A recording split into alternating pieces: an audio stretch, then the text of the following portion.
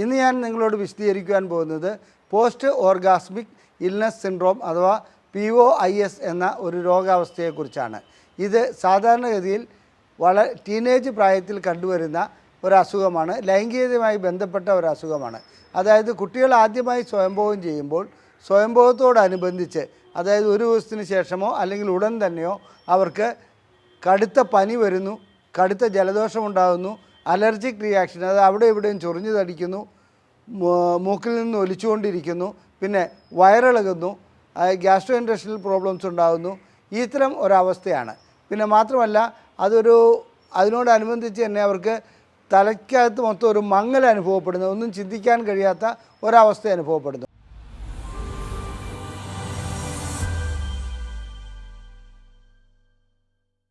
ഞാൻ ഡോക്ടർ അജയൻ വർഗീസ്, കോഴിക്കോട് ജില്ലയിൽ കുന്നമംഗലം പന്തീർപ്പാടത്തുള്ള institute of sexual and reproductive medicine എന്ന സ്ഥാപനത്തിൻ്റെ ഡയറക്ടറാണ്. International association of sexual medicine practitioners modern medicine എന്ന അസോസിയേഷൻ്റെ ചെയർമാനുമാണ്. ഇന്ന് ഞാൻ നിങ്ങളോട് വിശദീകരിക്കുവാൻ പോകുന്നത് പോസ്റ്റ് ഓർഗാസ്മിക് ഇൽനെസ് സിൻഡ്രോം അഥവാ POIS എന്ന ഒരു രോഗാവസ്ഥയെക്കുറിച്ചാണ്. ഇത് സാധാരണഗതിയിൽ ടീനേജ് പ്രായത്തിൽ കണ്ടുവരുന്ന ഒരസുഖമാണ്. ലൈംഗികതയുമായി ബന്ധപ്പെട്ട ഒരസുഖമാണ്. അതായത് കുട്ടികൾ ആദ്യമായി സ്വയംഭോഗം ചെയ്യുമ്പോൾ സ്വയംഭോഗത്തോടനുബന്ധിച്ച്, അതായത് ഒരു ദിവസത്തിന് ശേഷമോ അല്ലെങ്കിൽ ഉടൻ തന്നെയോ അവർക്ക് കടുത്ത പനി വരുന്നു, കടുത്ത ജലദോഷമുണ്ടാകുന്നു, അലർജിക് റിയാക്ഷൻ, അത് അവിടെ ഇവിടെയും ചൊറിഞ്ഞു തടിക്കുന്നു, മൂക്കിൽ നിന്ന് ഒലിച്ചുകൊണ്ടിരിക്കുന്നു, പിന്നെ വയറിളകുന്നു, ഗ്യാസ്ട്രോ ഇൻറ്റെസ്റ്റിനൽ പ്രോബ്ലംസ് ഉണ്ടാകുന്നു.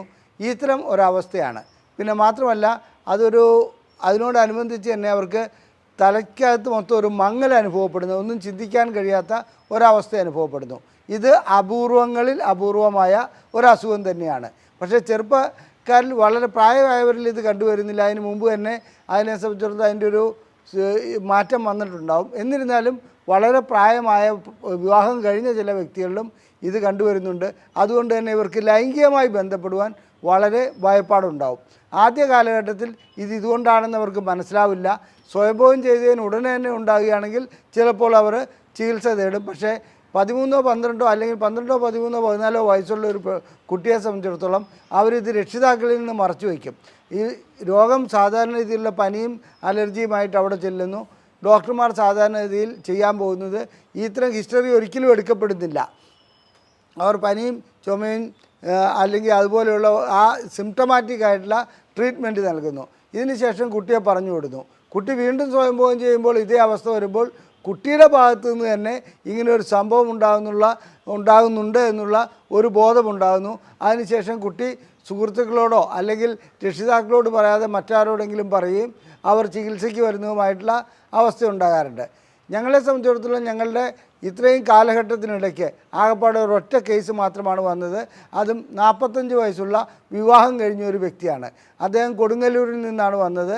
അദ്ദേഹത്തെ സംബന്ധിച്ചിടത്തോളം ലൈംഗികമായി ബന്ധപ്പെട്ട് കഴിഞ്ഞാൽ ഈ സംഭവം ഇതേ രീതിയിൽ തന്നെ ആവർത്തിക്കുന്നു. അതായത് ചൊറിച്ചിലുണ്ടാകുന്നു, പനിയുണ്ടാകുന്നു, ഭയങ്കരമായിട്ടുള്ള വിറയൽ വരുന്നു.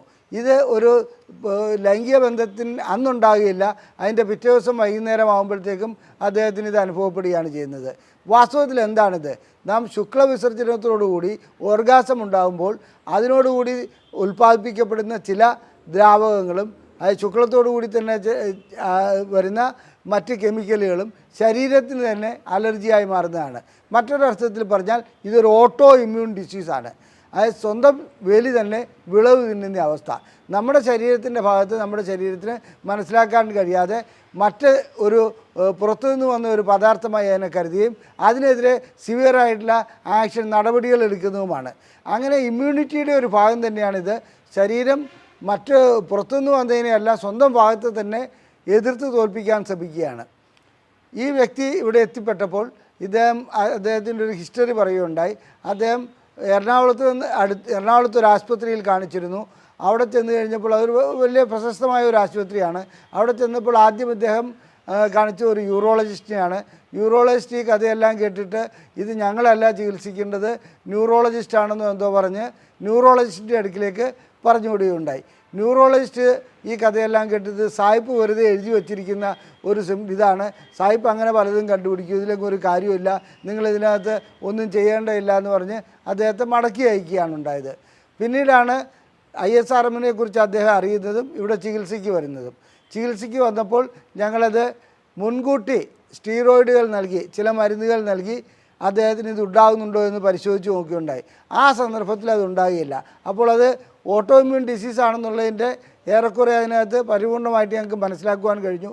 ഇതിന് ശേഷം ബന്ധപ്പെടുമ്പോൾ എടുക്കേണ്ട ആൻറ്റി അലർജിക് മെഡിസിൻ ഒരാഴ്ച എടുത്തതിന് ശേഷം, അത് അലർജി ഉണ്ടാകാതിരിക്കാനുള്ള മെഡിസിൻ ഒരാഴ്ച എടുത്തതിന് ശേഷം വീണ്ടും ഒന്ന് ബന്ധപ്പെട്ട് നോക്കാൻ പറഞ്ഞപ്പോൾ സ്റ്റീറോയിഡ് ഞങ്ങൾ ഒഴിവാക്കി. ബന്ധപ്പെട്ട് നോക്കാൻ പറഞ്ഞപ്പോൾ അദ്ദേഹത്തിന് സിംറ്റം അതായത് വരുന്ന അവസ്ഥയിൽ കുറച്ച് കുറവ് കാണുകയുണ്ടായി. അപ്പോൾ ആ രീതിയിൽ അതിനെ ചികിത്സിച്ച് ഒരു പരിമിതി ഉണ്ടായിരുന്നു. ആ ചികിത്സയ്ക്ക് ഒരു പരിമിതിയുണ്ട്. ആ രീതിയിൽ ചികിത്സിക്കുവാൻ കഴിഞ്ഞു എന്നുള്ളതാണ് ഞങ്ങൾക്ക് പറയുവാനുള്ളത്. എല്ലാ POAസിനും ഈ ചികിത്സ പ്രായോഗികമായിക്കൊള്ളണമെന്നില്ല. മാത്രമല്ല അങ്ങനെ ഒരു ഇത് എന്നാഴ്ചയിൽ ലക്ഷത്തിൽ ഒരാൾക്കോ അല്ലെങ്കിൽ എന്നാഴ്ചയിൽ 2 പേർക്കോ മാത്രമേ ഇത്തരം അസുഖം ഉണ്ടാകുന്നുള്ളൂ. എന്നിരുന്നാലും ലൈംഗിക പ്രശ്നങ്ങൾ കണക്കിലെടുക്കുമ്പോൾ, ലൈംഗിക രോഗങ്ങൾ കണക്കിലെടുക്കുമ്പോൾ POAസിന് അതിൻ്റെതായ ഒരു സ്ഥാനമുണ്ട്. കാരണം കുട്ടികളിൽ ഇത് ബാധിക്കുമ്പോൾ കുട്ടികൾക്കിത് മറച്ചു വയ്ക്കാതെ നിവൃത്തിയില്ല. അച്ഛാ ഞാൻ ഇന്നലെ സ്വയംഭോഗം ചെയ്തു എന്ന് ഏതെങ്കിലും ഒരു കുട്ടിയുടെ അച്ഛനോടോ അല്ലെങ്കിൽ അമ്മയോടോ പറയാൻ പോകുന്നില്ല. ആ പനിയാണ് അല്ലെങ്കിൽ ഇതാണെന്ന് എഴുതി ഡോക്ടർമാരെ സംബന്ധിച്ചിടത്തോളം ഈ രീതിയിലുള്ളൊരു ചോദ്യം ചോദിക്കാൻ അവരുടെ മനസ്സൊട്ട് അനുവദിക്കുകയുമില്ല. കാരണം 13 വയസ്സായ കുട്ടിയോട് നീ ഇന്നലെ സ്വയംഭോഗം ചെയ്തിരുന്നു എന്ന് മെഡിക്കൽ ഹിസ്റ്ററി എടുക്കുമ്പോൾ ആരും ചോദിക്കാറില്ല. അപ്പോൾ പിന്നെ കുട്ടി ഒരു നിവൃത്തിയില്ലാത്ത അവസ്ഥ വരുമ്പോൾ കുട്ടി ഡോക്ടറോട് ഇത് തുറന്നു പറയുന്ന ഒരു അവസ്ഥ വരികയാണെങ്കിൽ മാത്രമേ ഇത് POAS ആണെന്നുള്ളത് മനസ്സിലാക്കുവാൻ കഴിയുള്ളൂ.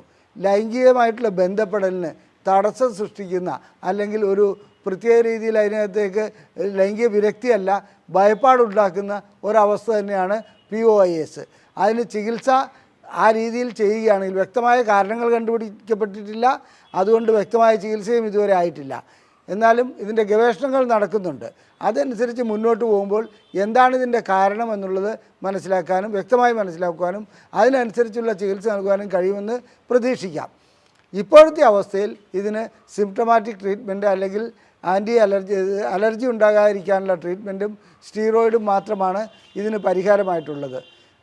പിന്നീട് ഈ ലൈംഗിക ബന്ധം കുറയ്ക്കുക എന്നുള്ളത് അതൊക്കെ പ്രായോഗികമായിട്ടുള്ള ഒരു കാര്യമല്ല. POAS എന്ന അസുഖം ഒരു അപൂർവ രോഗമാണ്. ആ അപൂർവ രോഗം ഏതെങ്കിലും ഒരു വ്യക്തിക്ക് കാണപ്പെടുകയാണെങ്കിൽ ചികിത്സ ലഭിക്കാതെ വരുന്നതാണ് ഇന്ന് കാണുന്ന ദുരവസ്ഥ.